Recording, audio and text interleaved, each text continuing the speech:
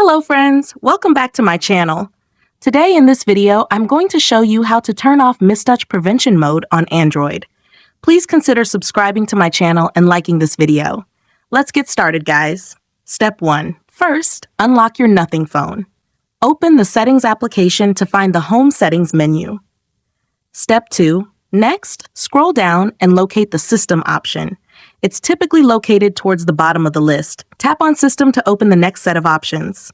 This section controls a variety of settings on your device, including language preferences, system settings, and more. Step 3. Now locate the Gestures option. Tap on it. Step 4. Next, locate the Mistouch Prevention option. Unfortunately, this is turned on. Step 5. For the last and most important step, select the Mistouch Prevention option to turn it off instantly.